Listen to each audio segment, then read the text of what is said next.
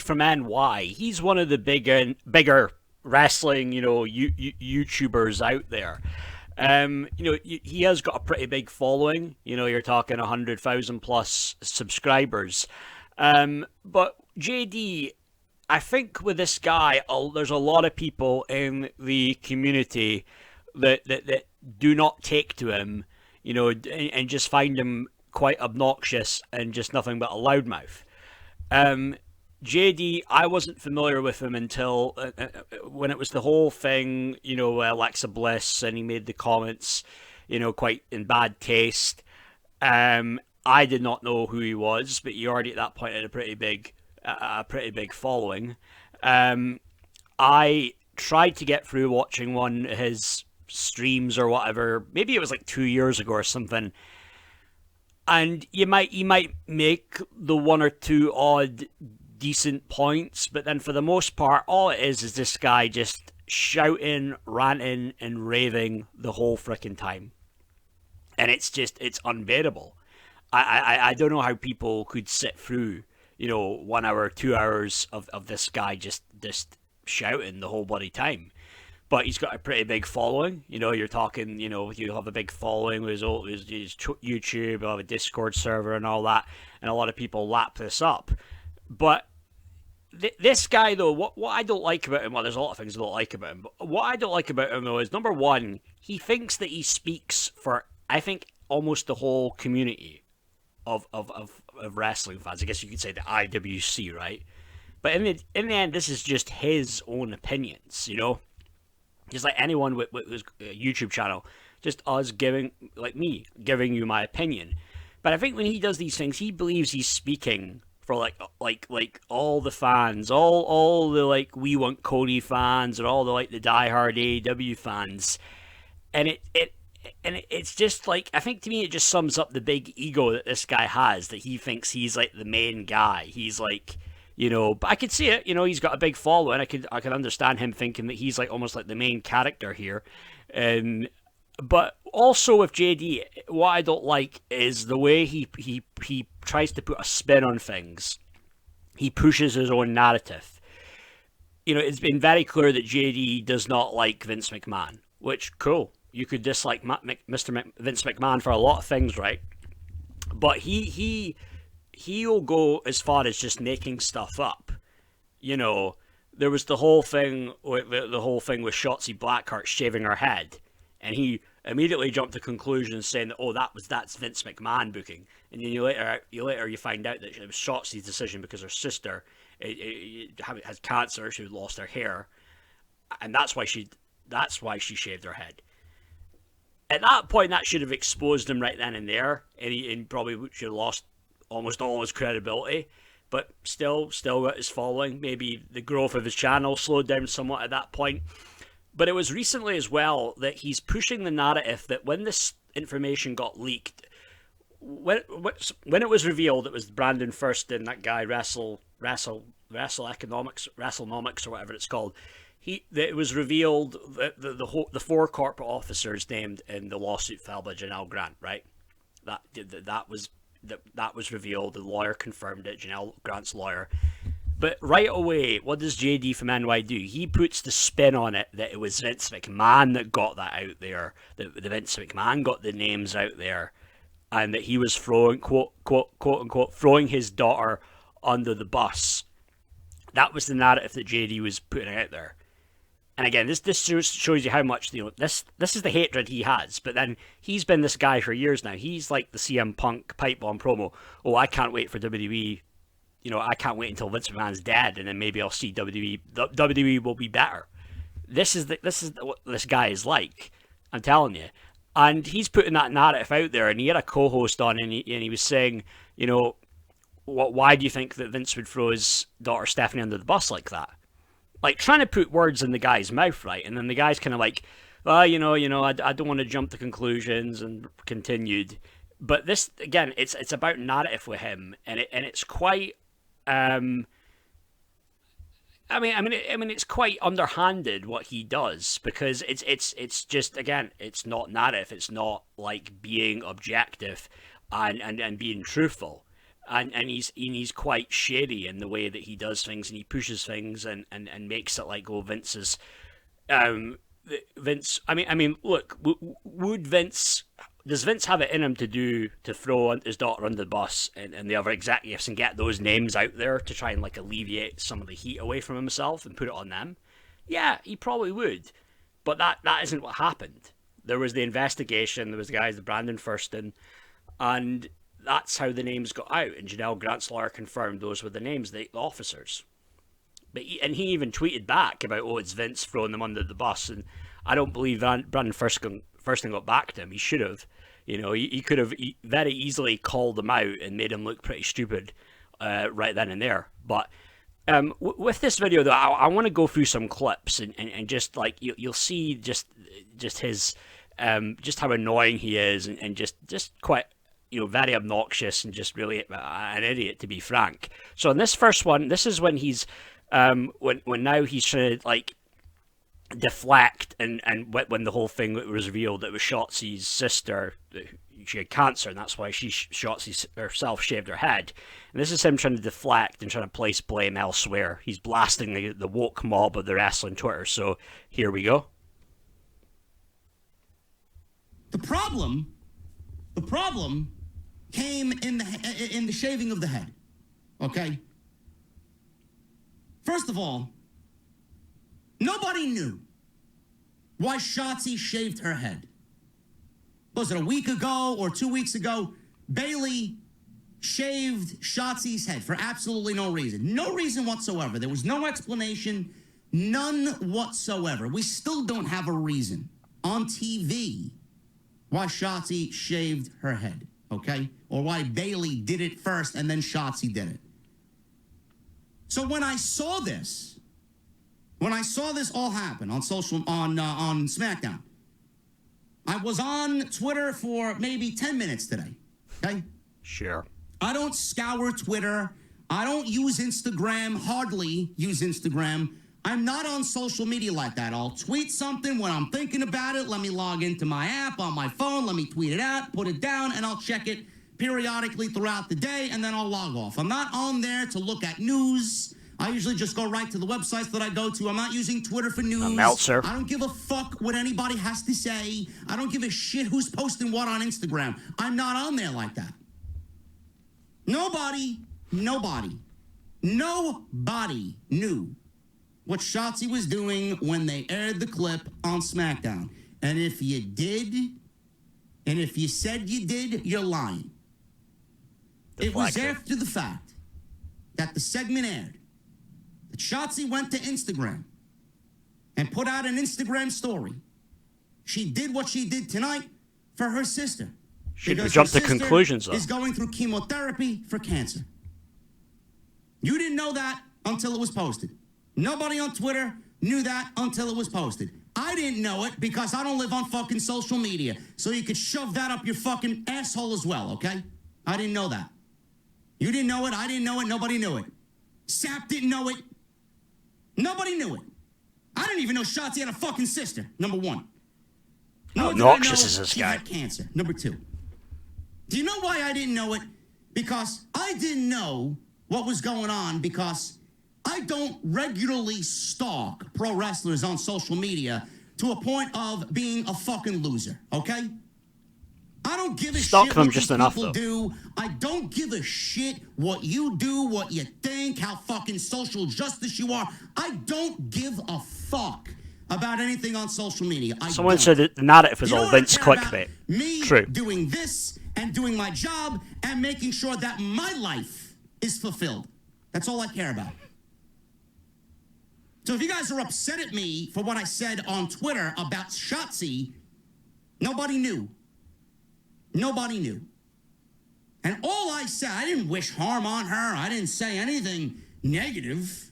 Again, it was all in the wrestling realm. I didn't like it because normally when creative decisions happen like this, it fucking sucks. God, this guy's so annoying. That was before anybody knew Shotzi had a sister or Shotzi was doing something to honor her sister. Okay, there we go. That's enough of JD. But God, that is just so much, and the spin that he tries to put on it, like, oh, no one knew. But the thing is, he shouldn't have jumped to conclusions in the first place. With this stuff, with things being revealed about why this was done, usually within probably a week or two, it's always revealed. Meltzer or someone or Sean Ross Sapp will reveal why that was done, what the reasons were for it. But he jumps to conclusions right away, and then what was left with total egg on his face. And at that moment, right then and there, he should have lost all credibility, really.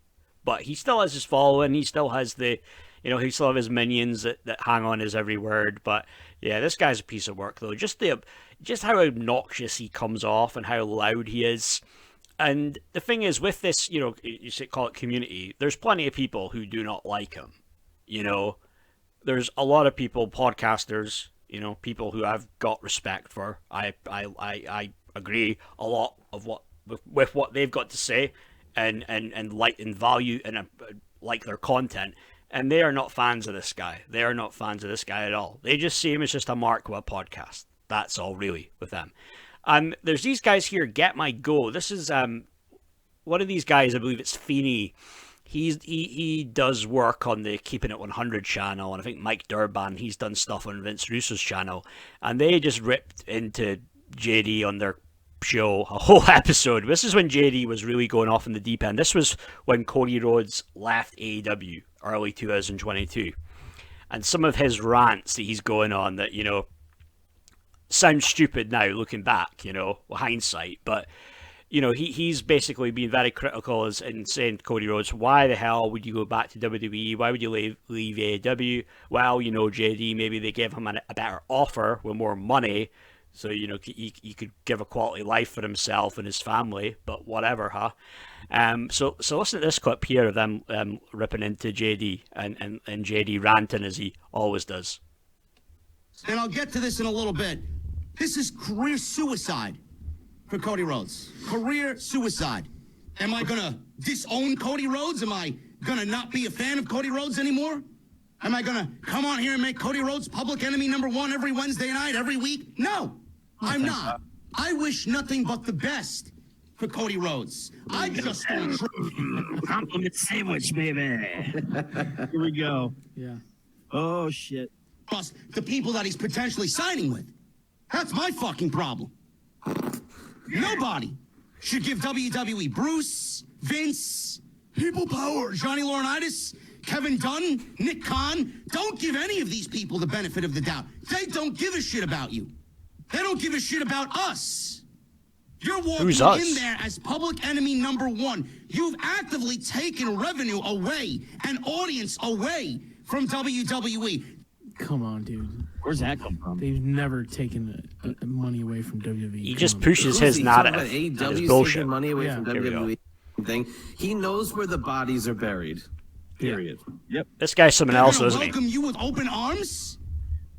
Yes, for the first couple of weeks, you'll be fucking the best guy in the locker room. You'll be, oh my God, we got Cody Rhodes. Ha ha ha ha ha. Tony Khan. And then what happens the longer that relationship goes on? Cody Rhodes starts to get buried. Cody Rhodes comes in. He's used a little bit too much than where he should really be used. He's being used on television way more than he should. I know exactly where it goes in the next couple of years. Cody Rhodes, multi-time world champion. That's exactly where it goes. One of the top three faces. Not quite happened yet, though. Sure. Faces of the company. Top What face, is yes. ultimately the reason why Cody Rhodes is ultimately going to join WWE and be the first major name to defect from All Elite Wrestling to WWE? Cody Rhodes is an egomaniac. That's what it boils down to. And I don't mean that in a negative way. I'm just giving it to you how I see it. This is all an ego thing with Cody Rhodes. Cody Rhodes may want more appreciation for what he's done on AEW television. Cody Rhodes may be slighted a little bit, and it's a hurt to his ego that the fans don't really appreciate him. Maybe Tony Khan is listening to the fan base, and he's really translating that into his relationship with Tony Khan. Maybe he doesn't value Cody Rhodes as he valued Cody Rhodes in the beginning. Cody Rhodes wants control. Cody Rhodes wanted control. He was an AEW to be EVP. the reincarnation of WCW. That's not what Matt, Nick, and Kenny Omega want. I know that for a fucking fact. Do you? So he knows he can read the mind of the Young Bucks and Omega, or does he talk to those guys on the reg? But that guy is something else. I mean, oh me, just again the ranting, the raving, and just totally off the mark. And yeah, you can make it. In his defense, you could say, oh well, no one knew what was going to happen at that time. You know, it did seem like a bit. It was quite a shocking. I found it shocking overall that Cody was leaving AEW to go to WWE. I did, being that he was an EVP. I found that surprising that he would just go there and he wouldn't quite have the stroke that he did before. But you know, look, it's worked out pretty well for him. I'm sure he's on a really good deal, to probably $2 million a year or something more than that, maybe a bit. So you know, JD again. You can see that he had the bloody AEW hoodie. So you know he's an AEW mark, and again he just gets it wrong a lot, man. And I don't get it. I don't get how what the appeal is of this guy. I don't get it. It's very off-putting, the shouting and the ranting. I don't see how anyone could like that. But it doesn't stop there. So you have Jim Cornette, right? Jim Cornette on his podcast, he reacts to a clip when JD was allowed. AEW were nice enough to allow JD back into one of their media scrums to ask a question, and they were kind of ridiculing JD for the question that he asked Tony Khan, and I think even Tony Khan was looking at this guy and thinking like, what the fuck, what's up with this dude? But here we go, I'll play this clip here. Tony, I want to talk about Orange Cassidy tonight. Match of the year, potentially, with Will Ospreay. I'm a big guy. What was your reaction when that match was over? Hold on. The reporter just said, you may not have heard it, you were laughing, I'm a big Orange Cassidy guy. This is the wrestling media. Then he said match of the year candidate. Oh, my God. Do they pay the reporters here to come into the room to be part of this, or are they just marks that want to get to ask questions of their favorite wrestlers? Match of the night to me. And reportedly, Orange Cassidy was supposed to get new theme music. I read somewhere today. We didn't hear that tonight. It's a huge part of the wrestler's package. Is that something that you decide on specifically, or is it something that you work with? Yeah, I decide on the... Let me stop right here. Tony looks away as this question is being asked, and he actually gets a little serious. And apparently the song in question, which Orange Cassidy used on the Indies, was Jefferson Starship's Jane. A disgrace to Marty Ballin and Paul Kantner. Wait, what? Hold on. Yeah. He used Jane? Jane, you're playing a game of hide and go seek. Jane, you're playing a game and I play for keeps.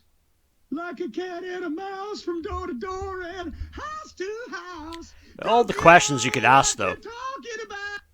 Yeah, but that's that. But of all the questions he could have asked back, you know, you could have... But he played it safe, right? You know, they're not going to ask you questions about, you know, backstage drama, backstage heat, because Tony Khan never addresses these things. It's very much, I'm not going to talk about that kind of thing. But at the same time, to ask a question as irrelevant as that, and to say that Orange Cassidy had a match of the year, it was a match of the year candidate, like, I'm sorry, like the guy that the gimmick is, he's lazy, has his hands in his pockets. He wasn't having a match of the year candidate. You know, I know he had a good match with Moxley, but come on, Ospreay match of the year, not a chance, not a chance. But lastly, you had Conan. Conan's another dude, keeping it 100. Those guys, Conan Disco, they buried JD. So what happened was there was one of the Japanese wrestlers, one of the Japanese guys, did the frog splash, and it was in Texas, so it was a homage to Eddie Guerrero. And Conan jokingly on his podcast said, you know, what are you doing a podcast, you know, stick to your own nationality, don't be doing that, you're not Latino, whatever. But it was all as a joke. But JD bashed Conan in his podcast for saying that. So this is now Conan responding to JD's comments. So I'll play the clip here. I hope mended fences can be had here with everybody involved. I think it's going to make for a better AEW. We got this other story too, which the Mark podcaster guy that does He's Is just that one the of these guy other that had the podcasts. glasses on and was going off on us a couple months ago? Maybe.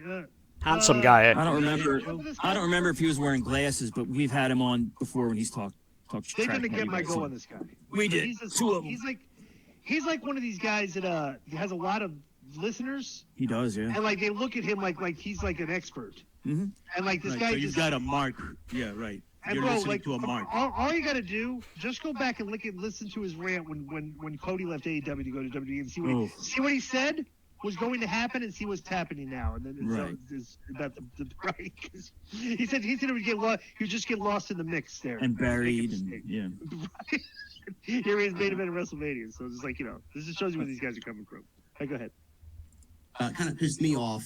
And in typical fashion, Conan backtracked. Conan, and I was going to save this for my live stream tomorrow. I'll probably end up talking about this again tomorrow as well. Conan fires back at Konosuke Takeshita for doing an Eddie Guerrero signature frog splash in Texas. And Miro actually came to the defense of Takeshita days after Conan went after Takeshita on his Keeping It 100 podcast. Conan took issue with Takeshita imitating Eddie Guerrero during his match with MJF on Dynamite, hitting a frog splash and doing Eddie's signature pose at the top. He says, well, Takeshita, he's got heat with me, and he's lucky I wasn't in El Paso because he went up and he did the Eddie Guerrero thing for the frog splash. You're not Mexican, dude. I don't care. Stick to your nationality, Conan said on his podcast. Miro took to Twitter to defend Takeshita and said, I bet you all...